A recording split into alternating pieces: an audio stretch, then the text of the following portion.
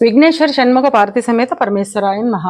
Ramadevi astro and వాస్తు ఛానల్ని వీక్షిస్తున్న ప్రేక్షకులకు స్వాగతం. సెప్టెంబర్ మాసంలో గ్రహ సంచారం ఈ విధంగా ఉంది. సింహంలో సంచరిస్తున్న రవి 17వ తేదీన కన్యలోకి ప్రవేశిస్తాడు. కన్యలో సంచరిస్తున్న కుజుడు 13వ తేదీన తులలోకి ప్రవేశిస్తాడు. సింహంలో సంచరిస్తున్న బుధుడు 15వ తేదీన కన్యలోకి ప్రవేశిస్తాడు.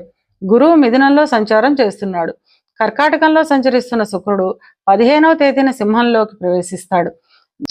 శని మీనంలో వక్ర సంచారం చేస్తున్నాడు. రాహు కుంభంలోను, కేతు సింహంలోనూ సంచారం చేస్తున్నారు.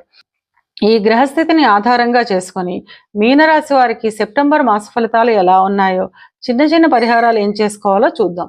పూర్వభాద్ర 4వ పాదము, ఉత్తరాభాద్ర 1, 2, 3, 4 పాదాలు, రేవతి 1, 2, 3, 4 పాదాలు కలిపి మీనరాశిలో ఉంటాయి. మీనరాశికి అధిపతి శని.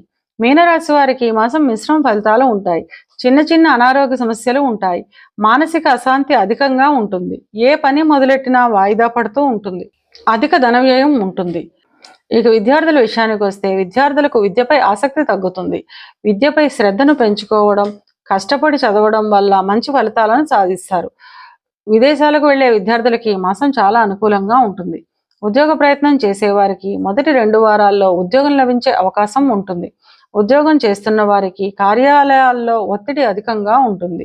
మీ శ్రమకు గుర్తింపు రావడానికి ఎక్కువ సమయం పడుతుంది. ఉద్యోగంలో స్థాన మార్పులు కూడా ఉండే అవకాశం ఉంటుంది. ఇక వ్యాపారస్తుల విషయానికి వస్తే వ్యాపారస్తులకు అనుకోని ఖర్చులు అధికంగా ఉంటాయి. చిన్న చిన్న లాభాలు ఉన్నప్పటికీ ఖర్చుల విషయంలో జాగ్రత్తగా ఉండడం అవసరం.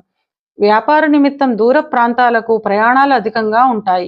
వివాహ ప్రయత్నం చేసేవారికి ఈ మాసం వాయిదా పడే అవకాశం ఉంటుంది. ఏవైనా పాత అనారోగ్య సమస్యలు ఉంటే అవి కూడా ఇప్పుడు ఇబ్బంది పెట్టే అవకాశం ఉంటుంది.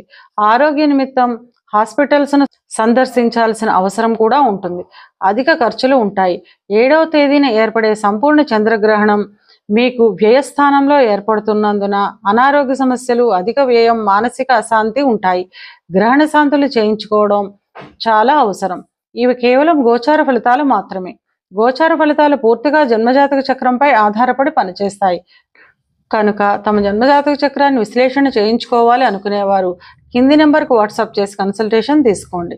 మీనరాశి వారు అనుకూలతను పెంచుకోవడానికి, ప్రతికూలతను తగ్గించుకోవడానికి శివునికి సర్పసూక్తంతో అభిషేకం చేయించుకోవడం ద్వారా అంతా మంచే జరుగుతుంది.